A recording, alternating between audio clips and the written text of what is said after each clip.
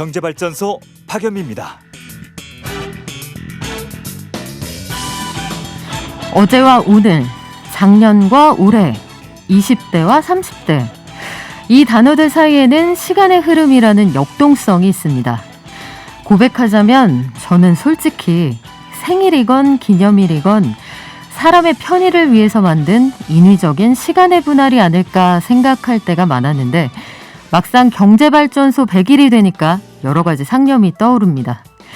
기억이라는 말을 숱한 찰나를 이은 직선이라고 표현할 수 있다면 여러분의 하루가 부디 경제발전소 이전과 이후로 나뉘는 의미 있는 순간이 되길 바라봅니다. 100일의 항해에 함께해 주신 모든 청취자 여러분 그리고 최고의 스텝 여러분께 감사드리면서 100번째 경제발전소 문을 열겠습니다.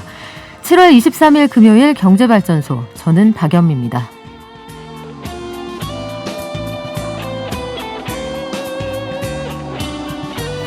네, 이번 주 내내 자랑했는데요. 오늘이 바로 TBS 라디오 경제발전소 박연미입니다. 100번째 방송하는 날입니다. 무슨 100주년도 아닌데 너무 분위기 내는 거 아니야? 이러실까봐 조금 걱정이 되기도 하는데 떡도 했고요. 우리 7천만 원을 200억 원으로 만든 슈퍼개미 김정환 대표님과 함께 100회 특집 스페셜도 준비를 했습니다. 지난 3월 8일부터 응원해주시고 참여해주신 모든 식구들 감사드리고요. 선물도 평소보다 푸짐하게 준비했으니까 놓치지 말고 받아가세요. 잠시 후에 슈퍼개미 김정환 대표님과 따님에게만 들려주셨다고 하는 투자비책, 나의 첫 투자 수업 요 세트도 선물로 준비하고 있습니다. 100회 축하 메시지도 좋고요. 궁금한 점 그리고 저 투자하는데 이거 고민이에요. 이런 것들 있으시면 짧은 문자 50원, 긴 문자 100원, 샵 0951로 보내주시면 됩니다. TBS 어플로드 질문 받을게요. 지금부터 보내주세요.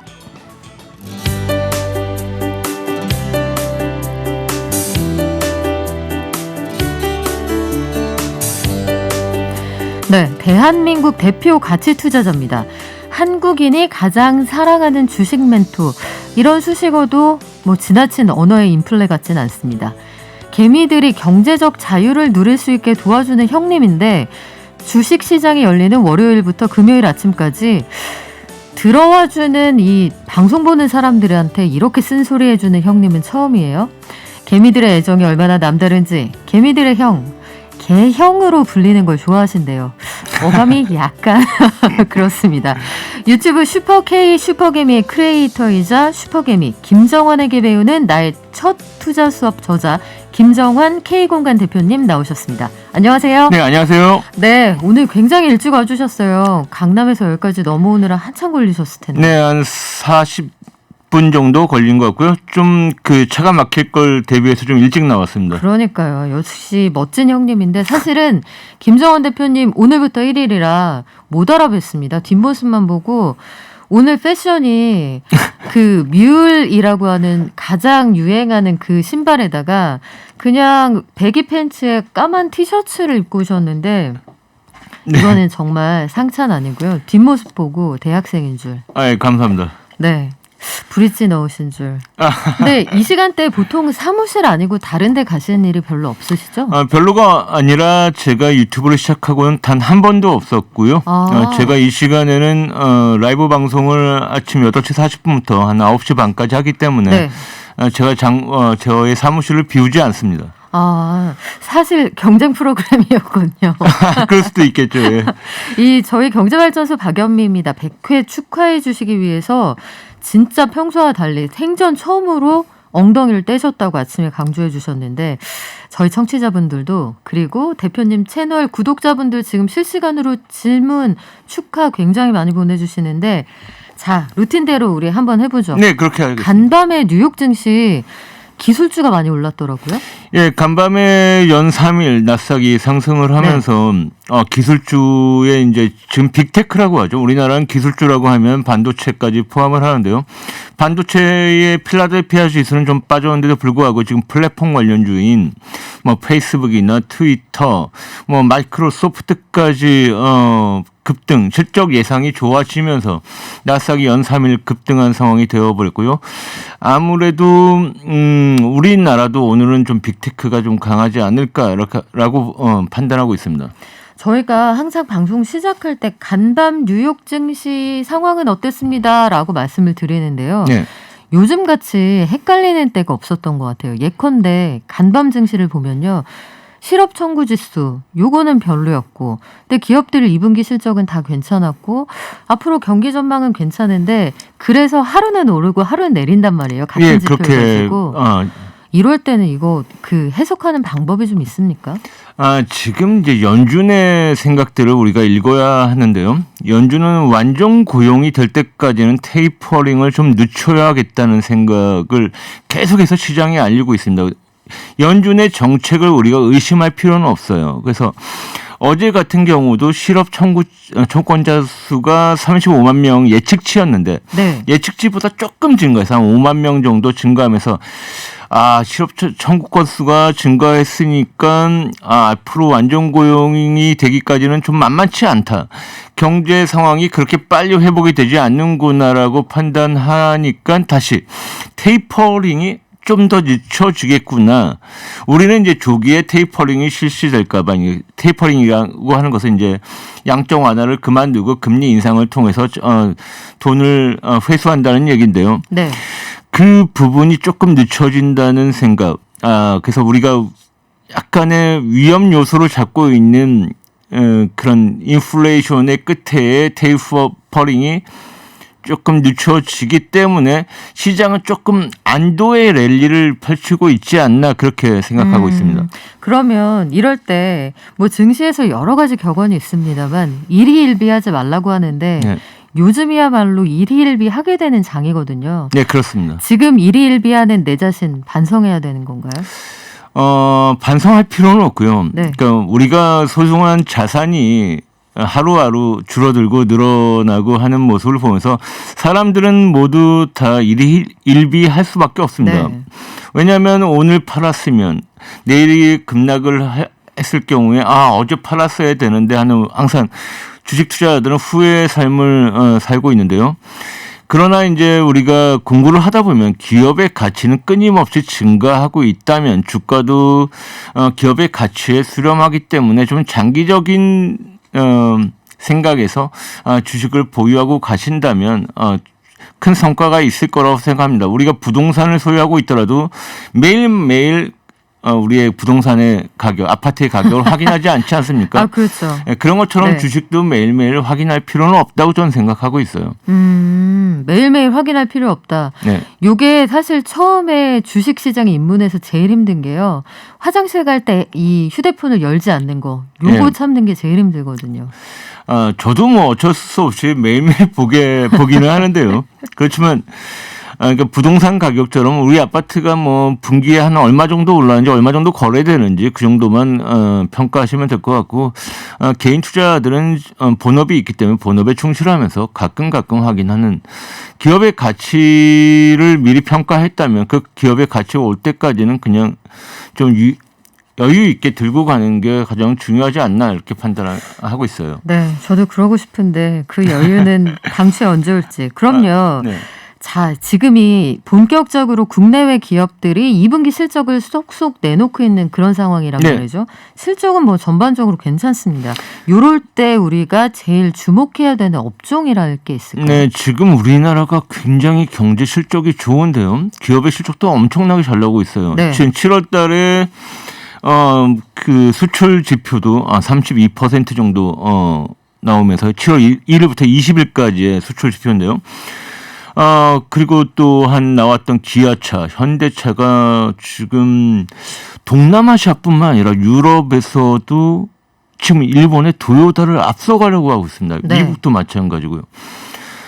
우리나라 기업이 이제는 순풍의 돛을 달았다고 좀 보고 있습니다. 그러면서 지금 자동차뿐만 아니라 반도체, 디램의 파운드리가 좀 늦게 투자가 되면서 우리나라가 TSMC 대만에 밀리고 있다는 얘기도 들지만 아직도 디램의 반도체 핵심인 디램과 낸드 플래시는 우리나라 전 세계 점유율의 삼성전자만 42%, 그다음에 하이닉스까지 하면 거의 3분의 1을 우리나라가 점유하고 있기 때문에 기본적인 우리나라 기업들은 다 테크 기업들입니다. 테크. 그러니까 전 세계에서 가장 많이 첨단 산업을 가지고 있는 우리나라 기업들의 실적들이 잘 나올 수밖에 없고요. 내수만 조금만 올라간다면 우리나라의 성장률은 이번에 4%를 넘어서 한 5%까지도 가능할 거라고 보는데요. 소비가 지금 문제인 것 외에는 수출 중심의 그 기업들은 굉장히 앞서 나오고 있는 것 같습니다. 그러면 수출 우리 이거 매월 1일에 수출 통계 나오거든요. 요거 보면서 수출 많이 늘어난 회사들, 업종도 이거 좀 주목해 보시면 좋을 것 같은데 제일 걱정되는 게요. 델타 변이 바이러스예요. 네. 미국에서도 보면 하루는 그래도 아는 병이다라고 했다가 또 하루는 하루 평균 3만 명이 나와서 큰일 났다. 말이 매일 바뀌거든요. 그러니까 우리도 마찬가지예요. 어느 지자체를 보면 우리 동네는 괜찮은데 또 수도권을 중심으로 확 번져버리니까 이게 어디까지 갈 건가, 이 증시에는 어떤 영향을 미칠까 판단이 안 되더라고요. 대표님은 어떻게 보세요? 예, 지금 영국도 얼마 전에 웸블리 구장에서 모든 그 한 5만 명이 모여서 마스크를 안 쓰고 결승전을 보는 걸 보면서 참 판단은 어떻게 해야 될 것이냐. 지금 람다 변이나 지금 델타 변이의 이제 확장성을 변함성을 보게 되면 델타 변이는 바이러스가 증폭이 돼서 한 9배 정도 네. 우리가 가지고 있는 지금 코로나의 기본 보다는 굉장히 증폭이 되는 바이러스가 증가하기 때문에 지금 미국에서도 오늘 4만 명 정도가 나온 것 같아요. 우리나라도 뭐 1,800명대를 유지하고 있기 때문에 과연 이것을 달고 갈 것이냐, 그러니까요. 아니면 봉쇄를 해서 막고 갈 것이냐고 하는데 이미 봉쇄를 하기에는 경제적으로 너무 힘든 상태에 있기 때문에 다시 재봉쇄를 하기는 힘들 것 같고요. 지금 일단 사망률이 적은 상태에서 새로운 이제 람다 변이가 사망률이 좀 높다고 칠레나 뭐 페루에서 발표되긴 하는데 아직 전체적인 근거들은 나오지 않았기 때문에 지금 델타 변이만 본다면 어쩔 수 없이 경제를 위해서 독감처럼 달고 가야 되는 시기에 왔다고 저는 생각을 합니다. 상수로 놓고 어느 정도 감안하면서, 그러니까 치사율이 낮아졌으니 네. 치료하면서 경제 상황은 계속 유지를 하면서 가야 한다. 네.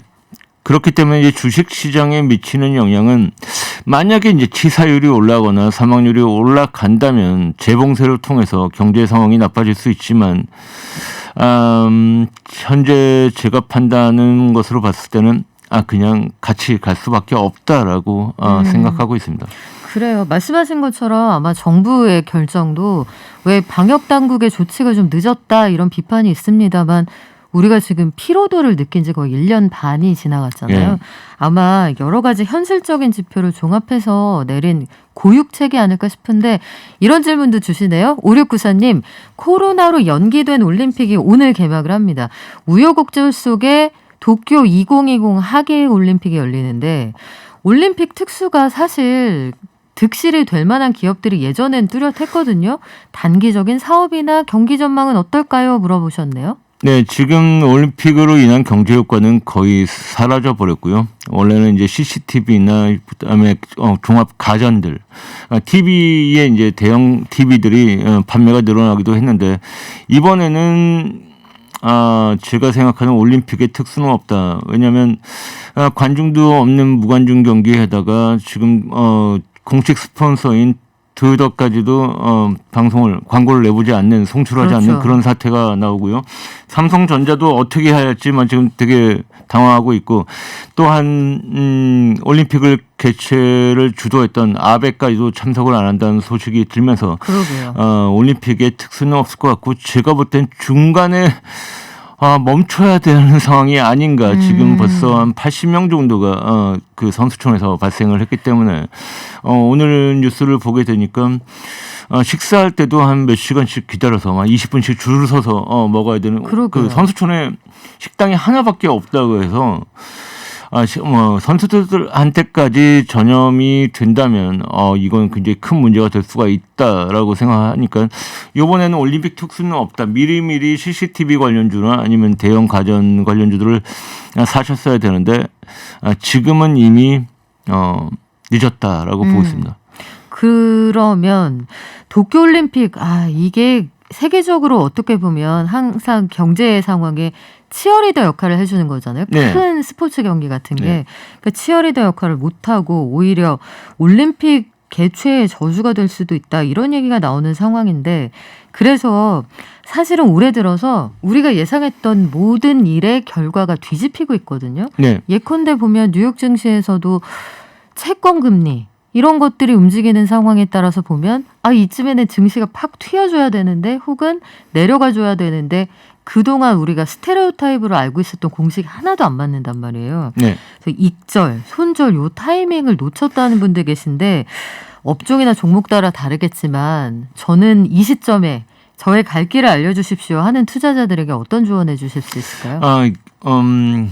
그 스테레오타입이라는 얘기라고 하시는데요. 그러니까 금리 인상에 대한 스테레오타입, 그다음에 금리 인하에 대한 스테레오타입, 국제 금리의 상승에 대한 스테레오타입. 모든 우리가 알고 있는 스테레오타입은 항상 변하고 있습니다. 인플레이션이 온다고 해서 주가가 하락하는 것이 아니고 금리 인상이 된다고 해서 주가가 하락하는 것이 아니고 결국은 기업이 완만하게 성장하는 것에 따라서 기업의 가치가 반영이 되는 게 주가라고 저는 보고 있고요. 금리 인상 시기에 과연 주가가 지수가 빠졌을까요? 아니죠. 그러니까 금리 인상 시기에는 항상 주식이 올랐고요. 그리고 인플레이션, 완만한 인플레이션 상태에서도 금리와 더불어 주가는 올랐습니다. 근데 이제 많은 사람들이 이제 신문이나 경제 방송을 보다 보면 테이퍼링에 대한 우려, 인플레이션에 대한 우려 때문에 주가가 하락하고 하루하루 이번엔 국채 금리가 하락하면서 네. 이제 또 주가가 한번 급락을 하기도 했었는데요. 제가 오랫동안 연구를 해보고 리서치를 해보다 보니까 결국은 변동성의 크기에 따라서 이제 주가는 움직이게 되는데요. 급격한 변동이 문제라는 거죠. 우리가 예기치 못한 변동이 왔을 때 주가는 굉장히 크게 반응을 하고 있고요. 완만하게 우리가 대처를 할 수 있는 상황이 된다면 주식시장은 그렇게 크게 반영하지 않습니다. 그렇지만 국채금리가 갑자기 인플레이션 효과로 1.7대까지 갔다가 지금 1.2대, 어제 그저께는 1.1대까지 갔으니까요. 이게 예기치 못한 변동이에요. 채권금리가 거의 60%씩 움직였잖아요. 며칠 만에. 그렇다고 해서 뚜렷한 이유도 없단 말이죠. 네, 맞습니다. 그러니까 납득이 안 되는 거예요. 제가 생각하는 것은 투기적 요소가 많이 있다고 생각합니다. 앞으로 금리 인상에 대한 기대에 베팅을 했던 채권 투자가들이 이거 뭐야 갑자기 델타 변이가 퍼지네, 람다도 나오네, 안 돼. 경기는 나빠질 것 같아. 그러니까 그 수요가 몰렸던 것이 한꺼번에 투기적인 수요로 몰리면서 매도, 그러니까 컨빅션 매도, 그러니까 확정된 매도가 나와서 갑자기 1.7대에 있던 국채 금리가 1.1대로 떨어지는, 하루에 15%도 빠진 날이 있어요. 국채가. 미국 국채가. 예. 네. 주식시장도 그렇게 안 움직이는데 국채 금리가 그렇게 움직였다는 것은 지금 투기적 수요가 너무 많다. 결국은 많은 사람들이 우리뿐만 아니고 기관들도 마찬가지고 얼마 전에 로버트 황의 문제 때문에 전 세계 시장이 움직였듯이 지금 투기적인 수요, 레버리지를 많이 쓰는 기관들이 그런 행동을 하는 것 같아서 좀 저도 우려되긴 하지만 시장은 지금 아직은 안정적인 모습을 보이고 있다고 생각합니다. 그래요. 우리 지금 TBS 라디오 경제발전소 박연비입니다. 100회 특집 듣고 계신데요. 나의 첫 투자 수업, 투자는 디테일에 있다. 개미들의 형으로 유명하신 김정환 K공간 대표님과 함께하고 있거든요. 질문 올려주시면 즉시 답해드리겠습니다.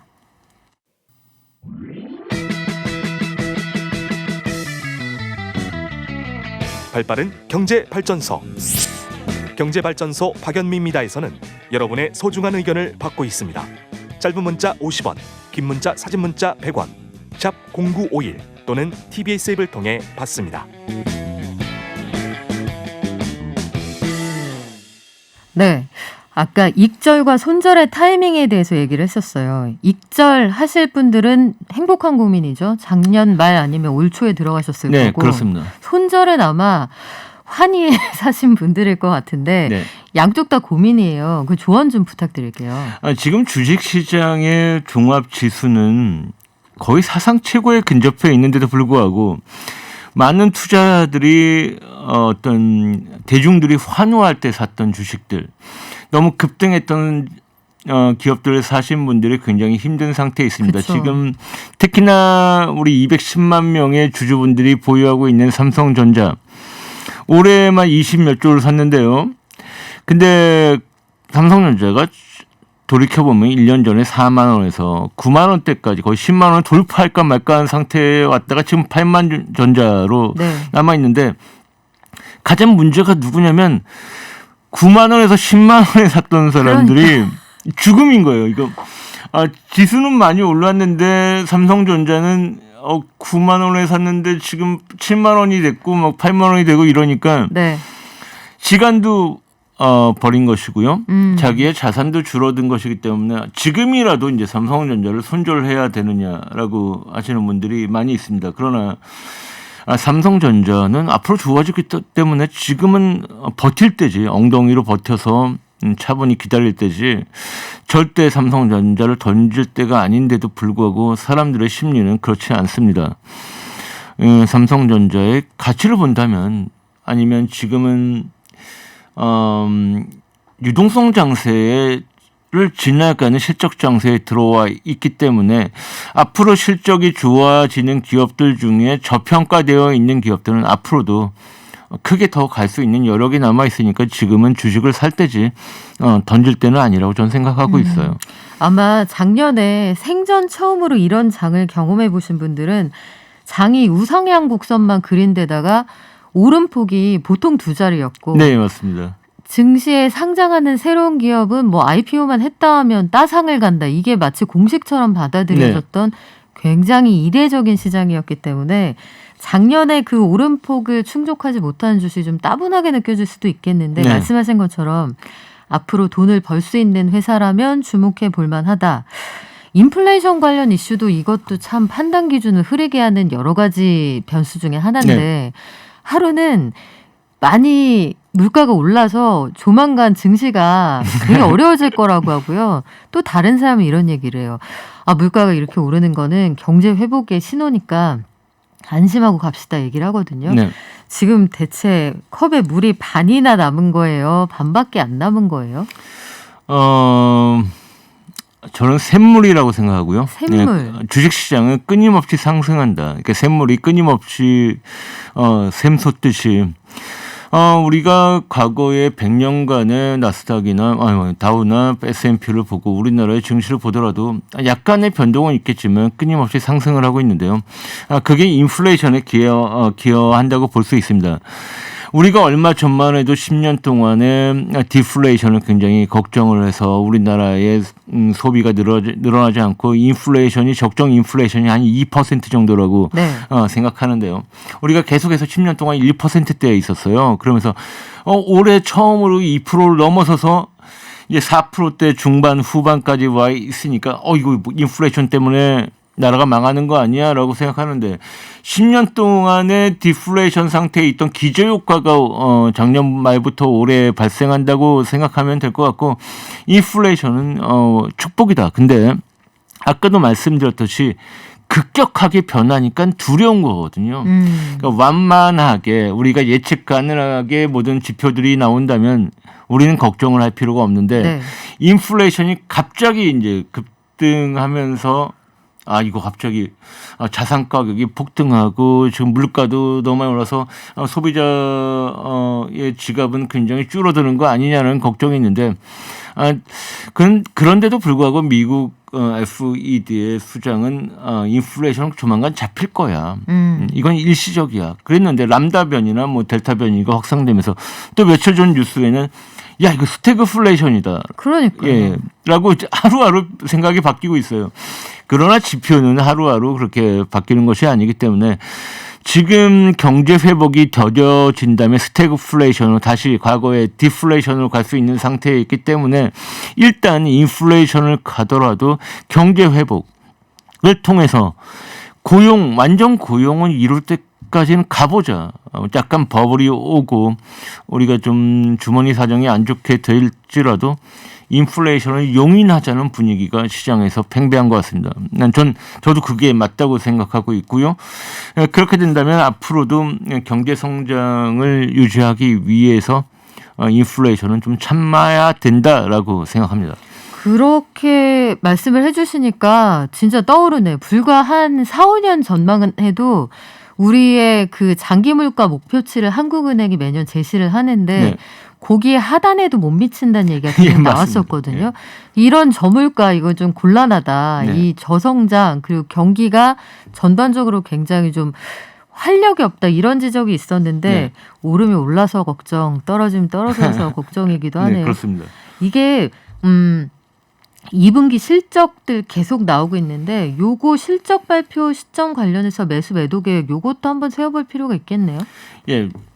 많은 투자자들이 실적을 발표하고 나서 이제 그 기업을 보는 경우도 있고요. 저 같은 경우는 실적을 발표하기 전에 예측치를 먼저 생각하고 직접 기업에 전화를 해서 저희가 스스로 실적을 미리 예측하기도 합니다. 근데 요번에 나온 이제 삼성전자의 실적 11조대가 나왔고요. 그다음에 기아차의 1조 3천억대가 나왔으니까요. 그다음에 그 네이버의 3천억대 이상, 3,400억 네. 정도 가까이 나왔는데요. 우리나라 기업의 실적의 발표, 그러니까 물론 실적이 잘 나와서 좋은데 과연 실적 대비 주가는 얼마에 와 있느냐가 중요한 거죠. 그러니까 실적이 좋다고 해서 무조건 사야 되는 것이 아니라 실적이 나온 것보다 밸류에이션이 싸면 사야 되는 거고 실적이 나왔는데 미리 반영해서 주가가 올랐는데 그럼 또 사야 되느냐? 그건 아니라고 봅니다. 왜냐하면 이미 시장은 반영했고 스마트한 머니들이 실적이 잘 나올 기업들을 미리 사서 우리가 공부를 안 한 개미들이 나중에 이제 들어와서 네. 이제 이 실적 좋으니까 사야지 하지만 기업의 가치보다 훨씬 더 주가가 많이 올라와 있는 상태에서 이제 개미들이 굉장히 많이 사는데요. 실적 대비 그러니까 밸류에이션이 얼마나 저평가되어 있는지를 보고 사셔야 된다는 거죠. 그렇지만 실적이 계속 우상향하는 기업들을 사셔야 되는 것은 확실하고요. 그걸 어떻게 판단할 수 있는 거예요? 저는 업종별로 멀티플 아니면 곱하기라고 하는데요. 과연 영업이익 기준으로 몇 배를 곱해서 시가총액이 될까라고 생각하는 겁니다. 예를 들어서 삼성전자가 올해 예상 실적이 영업이익이 한 51조에서 5조 사이로 나오는데요. 그러면 삼성전자가 그래 우리가 좀 할인을 한다고 생각하고 한 10배만 준다고 생각한다면 삼성전자가 한 550조까지 갈 수 있다. 지금 한 470조 정도 된다고 전 보는데 그러면 아직도 삼성전자는 한 20% 정도 상승 여력은 있다라고 네. 보고 있고요. 기아차가 분기 기준으로 한 1조 3천억대 나오니까요. 올해 잘하면 5조 정도 나올 것 같거든요. 5조 이상이 나온다면 기아차가 아무래도 글로벌 에서 한 4, 5위 현대차 그룹이 한 4, 5위 정도 이제 4위까지 올라갈 가능성이 있다고 보는데 그러면 기아차는 과연 50조 이상은 가야 되지 않을까 이렇게 생각하는 겁니다. 그럼 앞으로 실적이 더 좋아진다면 내년에 기아차가 한 7조 정도 한다면 그러면 영업이익 7조 정도 한다면 시가총액은 한 70조 정도 되겠지라고 생각하고 기아차가 계속해서 그 차량이 잘 팔리는지 체크하는 것이죠. 물론 빅테크처럼 빠르게 성장하는 기업들은 곱하기를 좀 많이 해주기도 해요. 한 20배, 네. 30배. 지금 네이버가 한 70배 정도 되고요. 네, 카카오도 한 70배 정도 됩니다.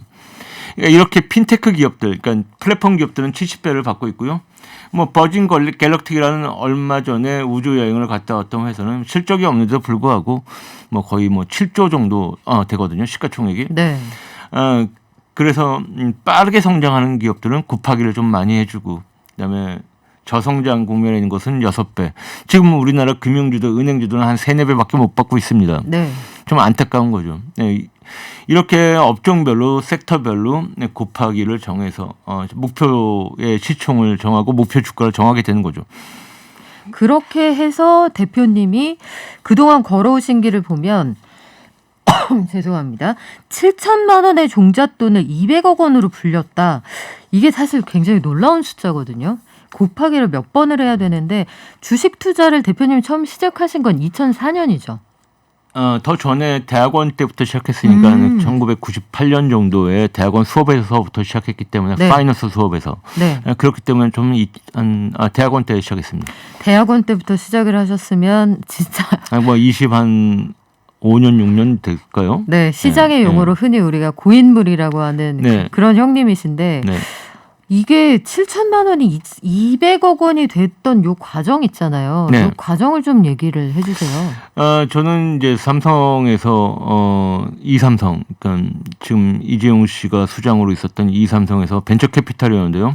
거기서 중국의 이삼성 차이나에서 저는 디렉터, 그러니까 부장을 했었었고요. 그렇게 있으면서 이제 삼성을 그만두고 또 SK의 자회사에 있다가 나오면서 결국은 내 돈을 벌어야겠다라는 생각을 했었습니다. 남의 밑에서 일하기는 정말 힘들다라고 해서 경제적 자유를 얻기 위해서 7천만 원을 할 때 있을 때 결혼을 앞두고 있었는데 이게 전세 자금으로 7천만 원 다 쓸 것이냐 아니면 나는 경제적 자유를 얻기 위해서 부모님 댁에 머물러 살면서 7천만 원을 주식 투자를 해서 불려갈 것이냐라고 생각하다가 결국 이제 주식 투자를 하기로 결정을 하고 결혼 자금 7천만 원을요. 네, 예. 그 사모님이 당시에 예비 부인이 네. 동의를 하시던가요? 저를 믿었던 것 같습니다. 야. 예. 제가 많이 사랑하셨나 봐요. 워낙에 열심히 살았고, 그러니까 하는 짓이 뭐 이뻐 보였으니까.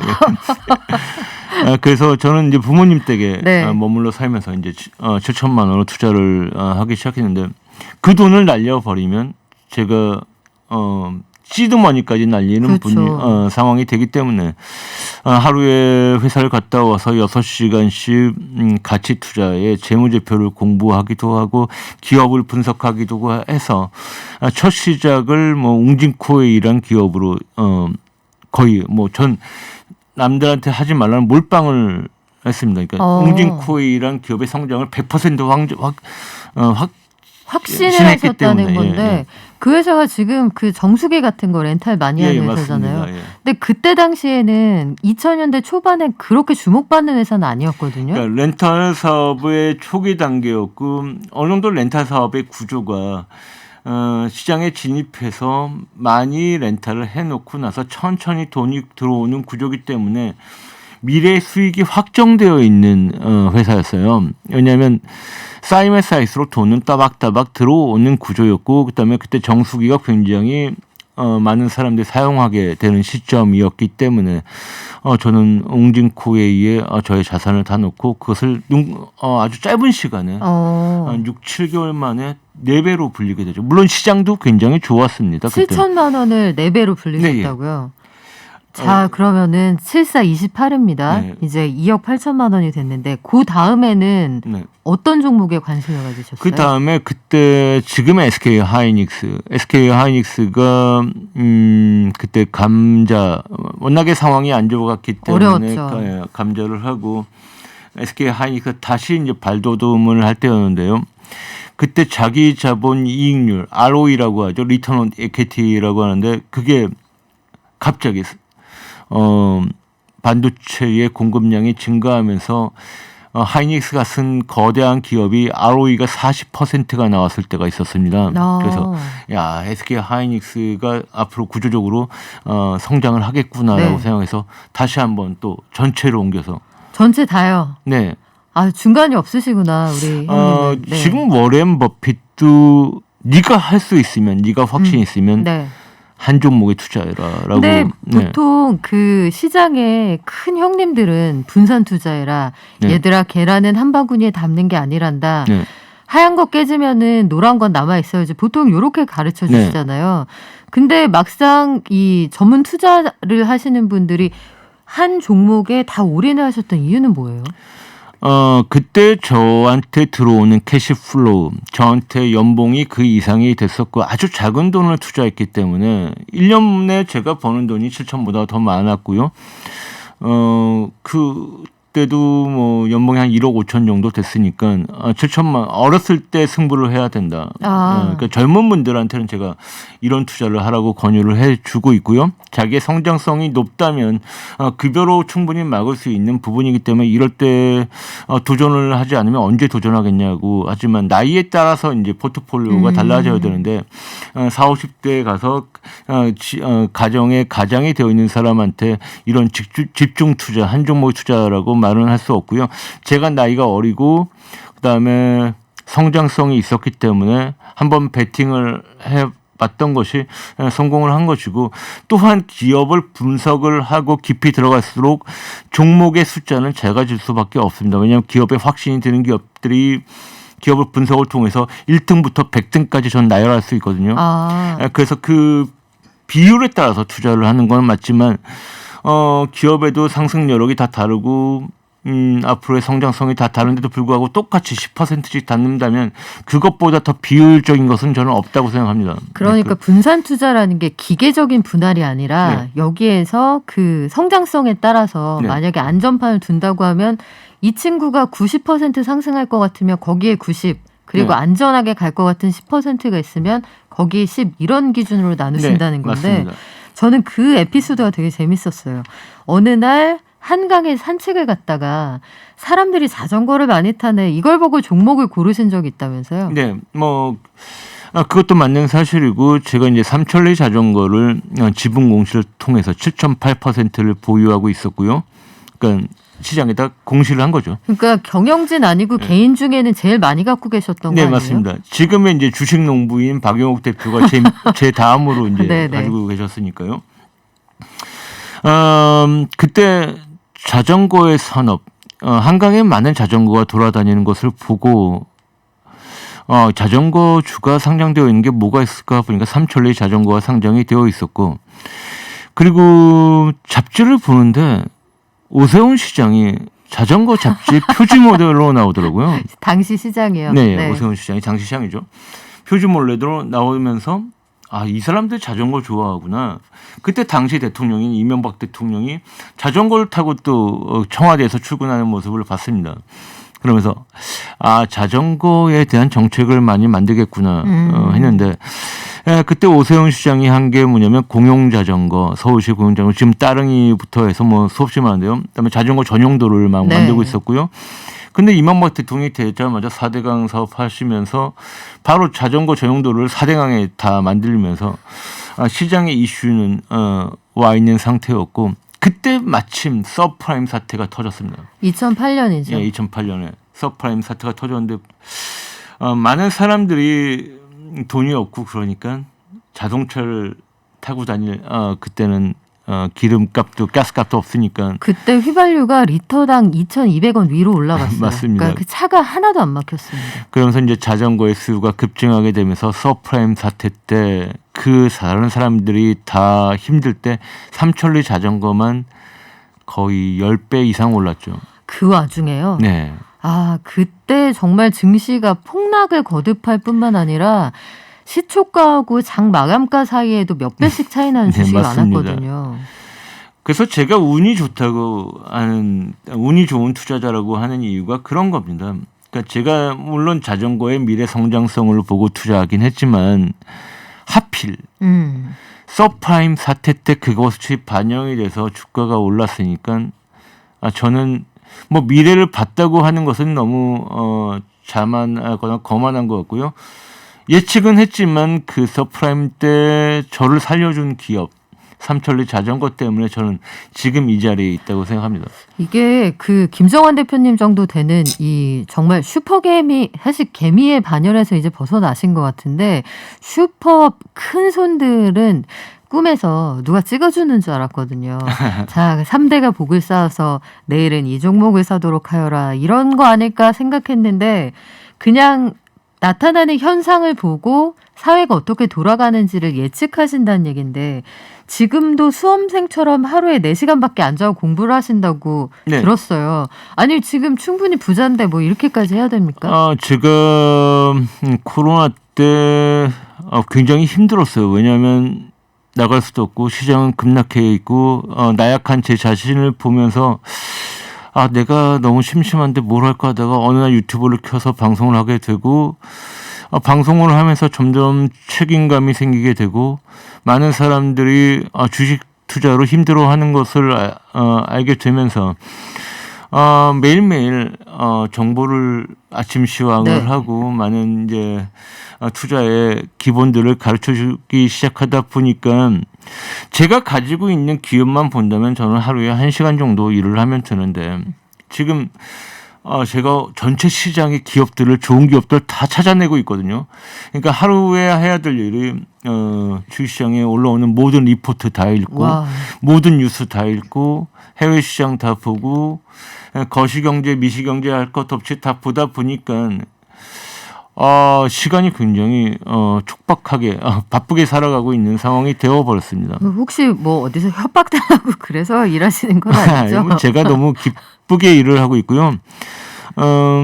작년부터 저의 채널의 구독자들이 굉장히 증가하고 저를 또 구독했던 많은 투자자들이 실력이 발전하고 있는 모습과 그다음에 수익이 굉장히 증가하고 있는 모습을 보면서 항상 그런 사연들을 들 때마다 저도 너무 기뻐서 더 힘을 내고 더 열심히 방송을 하는 것 같은 지금 상황인 것 같아요. 아까 방송 시작하기 전에 말씀해 주셨는데 저하고 같이 공부를 해서 투자자들이 저 집 샀습니다 형님, 아니면 저 이번에 형님 조언 듣고 잘해서 캠핑카 샀습니다, 이런 사연 들을 때마다 네. 너무 흐뭇하고 이 다 내 새끼 같다 말씀하셨는데, 근데 이런 생각도 했어요. 이번에 책을 내셨잖아요. 네. 책에서 보면 슈퍼개미 김정환에게 배우는 나의 첫 투자 수업. 근데 이게 투자 수업이라고 하지만 거기에 이제 비법 이런 걸 다 나열을 하셨단 말이에요. 네, 그렇습니다. 원래 딸한테만 알려주려고 하셨다는데 요게 약간 어떤 느낌이었냐면 이렇게 100년 된 노포에서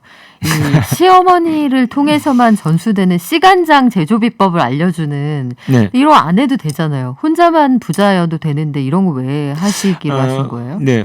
우리 딸이 아직도 어린 상태, 이게 중학생이니까요. 제가 매일매일 가르쳐주기 힘들고 불러다가 나의 지식을 말로 하기가 너무 힘들어서 네.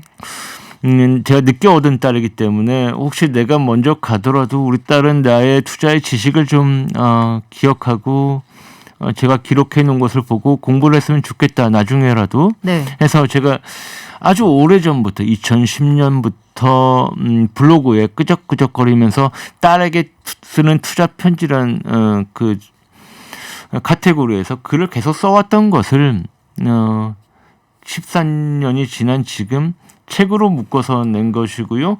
최근에 또 유튜브를 하면서 주린이들한테 방송하던 것들 다 모아서 네.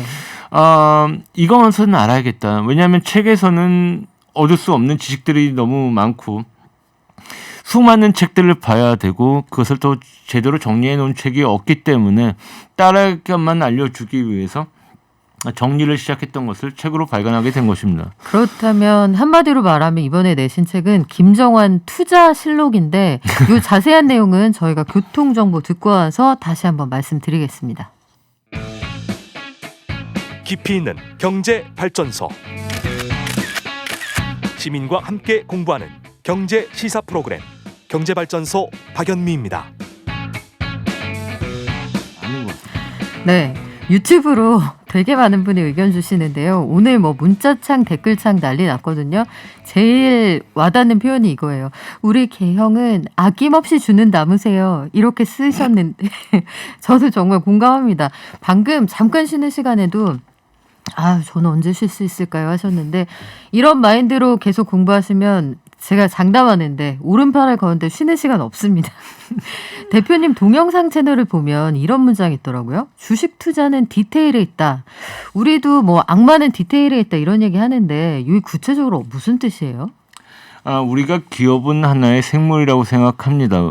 그렇기 때문에 우리가 대강 알고 투자할 수가 없듯이 우리가 아파트를 사더라도 직접 가서 보고 그 주위에 도로가 어떻게 생기는지, 아니면 지하철역까지 걸어서 얼마나 되는지, 아니면 학교는 어떤지, 그다음에 그쵸. 주변 커뮤니티나 뭐 환경이나 뭐 공원은 어디에 있는지까지 확인하고 앞으로의 성장성까지 보고 이제 아파트를 구매하게 되는데요. 그것보다 변동성이 더 큰 주식 기업들은 매일매일 변하기 때문에 어떤 날은 대규모 수주 공시를 받기도 하고 어떤 날은 뭐 퇴출되기도 하고 이렇기 때문에 아주 깊이 들어가서 기업의 하나하나 우리는 기업을 소유하는 것은 뭐냐면 기업의 주인이라고 생각하고 기업과 동행하는 건데도 불구하고 기업의 가치를 알거나 기업이 하는 일을 알기보다는 계속해서 가격만 보고 있다는 거죠. 그래서 우리가 좋은 기업을 소유하기 위해서는 기업의 속속들이 기업이 가지고 있는 숟가락, 점심을 뭘 먹는지까지 봐야 된다는 겁니다. 그래서 저는 기업의 탐방을 가면 꼭 그 사내식당을 꼭 갑니다. 그래서 사내식당에서 네. 뭐 직원들한테 하는 복지는 어떻게 되는지, 사내식당 밥이 맛있는지 도 물어보게 되고요. 그다음에 앞에서 경비 아저씨한테 요즘 회사 바빠요. 그럼 경비 아저씨들은 아무 생각 없이 얘기를 할 거 아니겠습니까? 오늘도 어제도 야근하고 지금 난리가 났어요. 이렇게 얘기하는 것처럼. 네. 그러니까 저는 기업을 직접 가서 보기도 하고 매일 제가 주인이라고 생각하기 때문에 전화도 매일 하고요. 기업의 주인이 만약에 편의점을 하고 있다면 아무리 아르바이트생 직원한테 맡긴다고 할지라도 오늘 매출은 얼마 났는지 뭐 휴대폰으로도 확인하고 하듯이 저도 기업에 전화해서 내가 기업의 주인이니까 네. 전화해서 오늘 영업 잘 됐니? 장사 잘 됐어? 라고 물어보는 것처럼 매일매일 확인하는 게 가장 디테일한 거라고 생각합니다. 그렇군요. 이게 기업에 대해 공부해야 된다 하는데 지금 말씀하신 그런 거 있잖아요. 기업 탐방을 한다 혹은 기업에 전화를 해서 뭘 물어본다. 이게 쉽지가 않거든요. 기자들도 잘 안 되고 심지어 애널리스트들도 전화했다가 만약에 좀 부정적인 리포트가 잘 안 나옵니다만 그거 쓰면은 기업 탐방 못 나오게 해서 한번 난리가 난 적도 있었는데 따님하고 대화가 책 중간중간에 이런 얘기가 있어요. 상상력을 발휘해서 투자해라. 투자는 굉장히 현실적인 생각을 가지고 해야 되는 거 아니에요? 네. 이게 이게 주식 투자는 미래의 가치를 반영하기 때문에 우리가 상상을 해야 됩니다. 지금 얼마 전에 버진 갤럭틱이 올라가고 블루 오리진에서 이제 제프 베이조스가 여행을 갔다 오고 하면서 왜 이 사람들은 우주 여행을 하는 것일까? 우주 여행이 미래에 어떤 영향을 미칠 것인가? 진짜 여행만을 목적으로 소수의 사람들만 가기 위해서 우주 개발을 하는 것일까라고 생각하고 끝난다면 저는 상상을 하는 투자자가 아니라고 생각합니다. 그러니까 승리호에서 보듯이 우주에 있는 그 거대한 우주선에서 안테나가 달리고 그다음에 엘리베이터를 통해서 우주로 갈 수 있고 이런 것에 보면 수많은 기술들이 있죠. 왜 우주를 개발하려고 하느냐? 왜 그 스타링크, 스타엑스를 통해서 왜 위성을 계속해서 쏘고 있을까? 그것은 완전 자율주행. 앞으로 UAM, 프라잉크가 뜨기 위해서는 하늘에서도 통신이 되어야 하기 때문에 지금 위성을 엄청나게 쏘고 있는 일론 머스크가 위성을 1,000개, 1,600개, 16,000개까지 쏜다고 하는데요. 왜 하늘에다 위성을 쏘는 걸까? 그것은 하늘의 통신이 가능하게 하는 겁니다. 그러니까 위성을 통해서 앞으로 우리가 비행기를 타고 가면서도 전화를 할 수 있고 또 드론 택배가 떠서 가면서 서로 부딪히지 않게 조율도 해야 되고요. 관제를 해야 되는 거기 때문에 또 그걸 추적하는 시스템이 나오기도 하고 그다음 우리가 벌써 플라잉카가 나오고 있고 드론 버스가 나오고 있지 않습니까? 이미 성공했어요. 그러면 거기에 앞으로 그런 미래가 온다면 거기에 쓰일 기술들은 어떤 것인가 상상하고 그것을 추적하는 것이 투자라고 저는 생각합니다. 그렇군요. 그래서 미국이 중국을 견제한다는 생각이 들어요. 네, 맞습니다. 세계적인 위성 기술, 드론 기술, 세계적인 회사는 다 중국에 모여 있잖아요. 네. 그래서 미국이 중국을 그렇게 크지 못하게 두더지 망치로 그렇게 때리려고 하는구나 이런 생각으로 이어질 수 있으면 도움이 되겠네요. 지금은 이제 우주를 잡는 자가 이제 군사적으로도 그렇고 통신 쪽에서도 그렇고 우위를 선점할 수 있기 때문에 그렇게 달나라를 가고 화성을 가게 하고 싶고 그런 거라고 저는 생각하고 있습니다. 그렇죠. 그리고 양수 겸장이에요. 그 버진갤럭틱 같은 회사는 그거 쏜다고 해서 마케팅에서 주가를 빵 띄워놨다가 정작 자기들은 갖다 팔고 유상증자 한다고 하고 참 이게 특이한 분들이죠. 여러 가지로 그래서 결과적으로 주가는 그 다음날 떨어졌잖아요. 대규모 유상증자를 했기 때문에 이게 이런 방식으로 찾아내시는구나 약간 감이 오는데 10, 100어 종목 10배 이상 상승하는 종목을 그렇게 해서 찾아내시는군요. 예, 맞습니다. 그러니까 초기에 남들이 인식하고 있지 못할 때 미리 그 기업을 찾아내서 투자해야만이 그런 기업들이 10, 100어가 나올 수가 있고요. 진짜 지금 5G 시대인데요. 조만간 완전 자율주행이 되기 위해서는 6G 시대로 가야 되는데, 그러니까 우주를 잡아야 6G가 되기 때문에 그 6G에 들어가는 부품들, 안테나, 셋톱박스, 그리고 통신 분배 장치, 이런 기업들 다 하나하나 찾아내고 우리나라 기업들 중에 글로벌하게 될 기업이 뭐가 있을까라고 생각하는 겁니다. 지금 돌아보면 2차 전지 10년 전에 굉장히 낮은 주가였어요. 네. 에코프로라는 회사가 있었는데요. 지금 에코프로, BM, 에코프로, HCN 한 3개 회사로 분할되어 있는데 한 60배 올랐거든요. 와우. 10년 전에 2차 전지 전기차에 배터리가 들어가는 회사를 보고 있었다면 얼마가 됐겠습니까? 그러니까 그런 기업들 중에 핵심인 기업들을 찾아내는 게 가장 먼저인 것 같습니다. 아무래도 부자가 되려면 우리 김정환 형님 옆에 오래오래 머물러야 하고 자주 모셔야겠다는 생각이 드는데요. 마지막으로 이거 하나 여쭤볼게요. 다 좋은데 공부도 이제 열심히 할 마음의 준비는 하고 있거든요. 근데 일단 잘 사고 비싸게 팔아야 돈을 버는 거잖아요. 네. 잘 사고 비싸게 팔 수 있는 필승법 이런 거 있으면 하나만 알려주세요. 예, 여러 가지 방법이 있고 수없이 이 내용만 가지고도 몇 시간씩 강의를 할 수 있는데 남들보다 빠르게 보지 못했으면 사지 마라. 그리고 적어도 영업이익 곱하기 10은 해보고 사라. 영업이익 곱하기 10이 시가총액보다 낮으면 사고 높으면 사지 마라. 그러니까 지금 초주린이들한테 얘기를 하는 분위기로 지금 말씀을 드리는데요. 네. 그다음에 사람들이 많이 몰려 있는 뉴스에서 많이 떨어지는 많이 나오는 종목은 사지 마라. 그래서 남들보다 싸게 사서 엉덩이로 오래 버티기, 곰팡이 필 때까지라고 얘기하고 있습니다.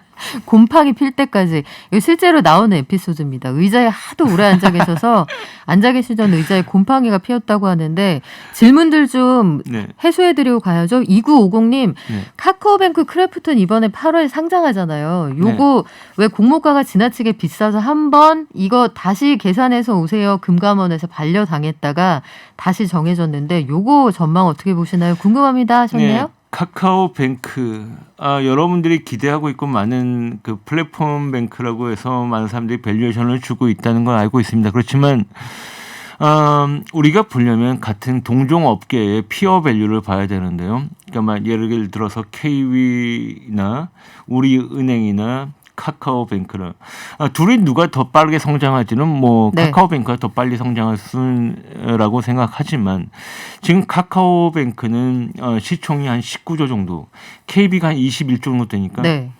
카카오뱅크의 수익으로 KB랑 맞먹고 있습니다. 네. KB은행은 자산도 많고 직원들도 많은데도 불구하고